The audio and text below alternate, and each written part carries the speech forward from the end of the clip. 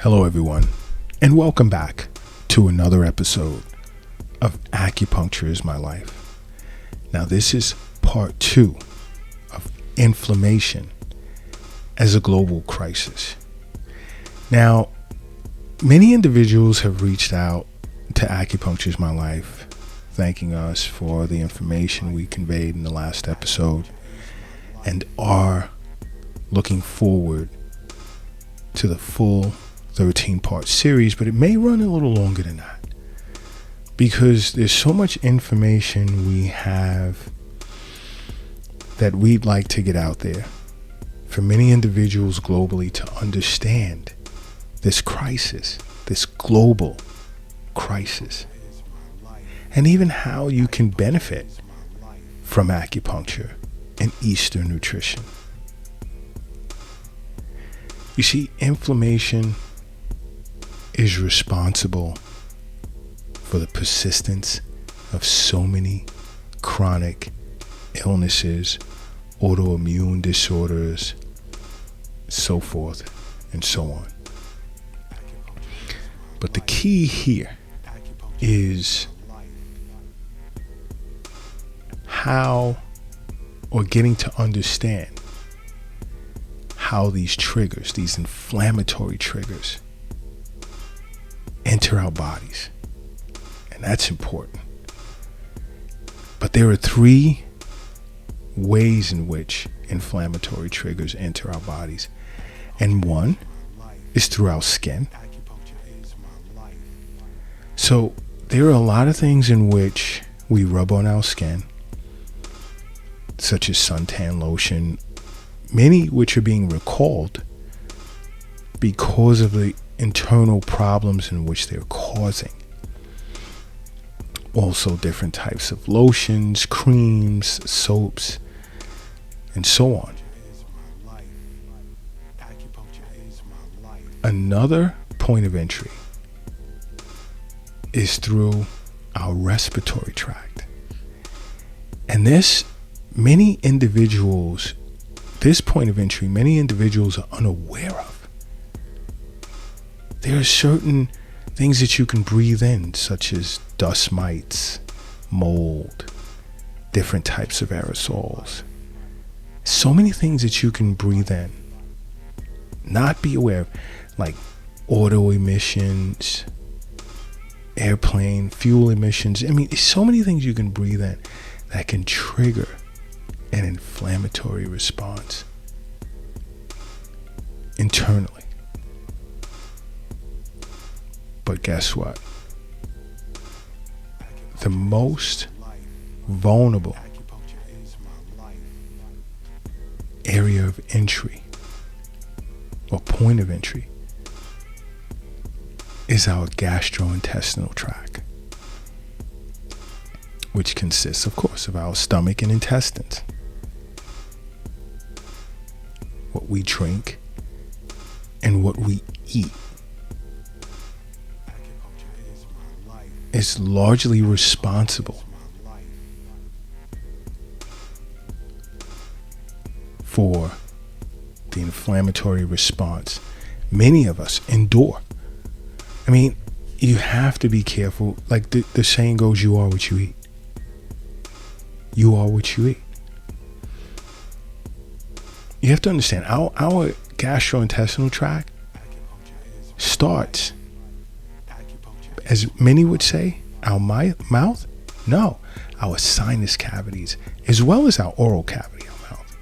And it moves down our esophagus, and it heads toward the stomach, and then the small intestines, and then the large intestines, and the colon, and then it comes out via the anus. So our GI tract is basically one large tube from nose / mouth to anus. And it's responsible for extracting the food essences that are required by the body to remain whole and fully functional. So again, You are what you eat.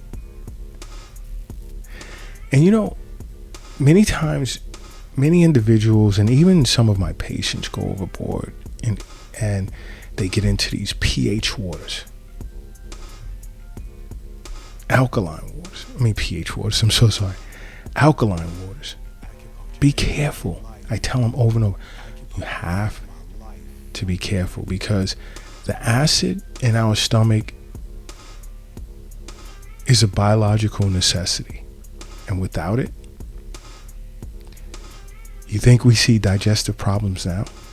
And those that get into these alkaline waters and really overdo it eventually begin to notice the development of digestive disorders over an extended period of time. So you have to be careful.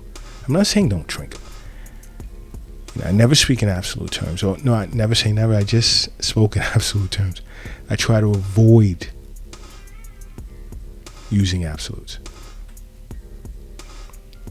Okay? You see, back to you are what you eat, a silent culprit that allows us to ignore what we eat is the advent of acid blocking medicines. And I know many of you know what they are. They create more harm than good. But, there's some exceptions to the rule, but you want to be careful with reducing acid in your stomach with medications. You want to be very careful because different types of antacids, and we're talking H2 blockers, Zantac, Pepcid, proton pump inhibitors, what else is there? Nexium, Prilosec.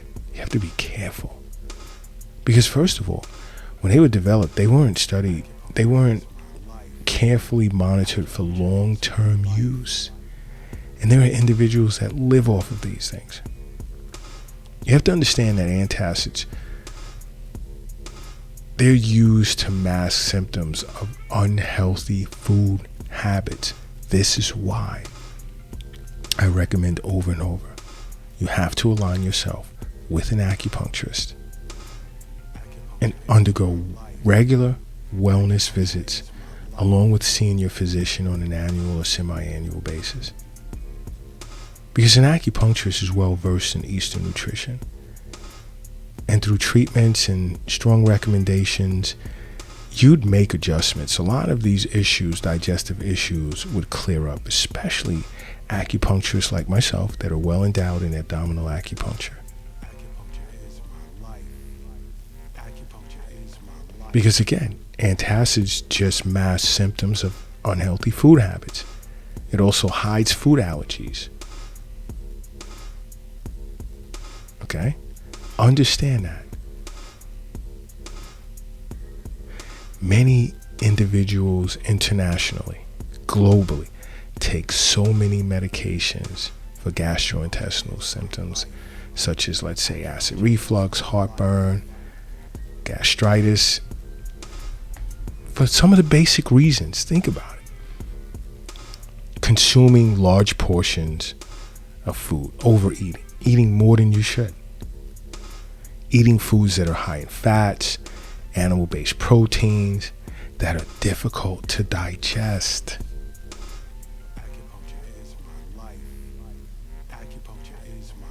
Noticing the foods that you're eating that cause inflammatory or allergic reactions. And we tend to eat genetically modified foods and not organic. And that's not good. And then you turn around and you take these acid blocking medications. Not good at all. Not good at all. But see, here at Acupuncture is My Life, we do Eastern nutrition episodes. We discuss Eastern nutrition on all of our social media platforms. That's why I'm always recommending everyone to follow us on every social media platform under Acupuncture is My Life. And if you're a Twitter person, it's at Acu_is My Life. as well as visit our website at acupuncturesmylife.com. Plenty of information out there. But in future episodes, I'm going to get into recommended diets, foods to eat to make changes, and how acupuncture helps in dealing with inflammation or inflammatory issues. And in our next episode, I'll get deep into explaining the gastrointestinal tract being the command center where close to 90% of your immune system resides. It's very important. This is why I say you must make acupuncture a part of your life. Because acupuncture is my life. What's yours?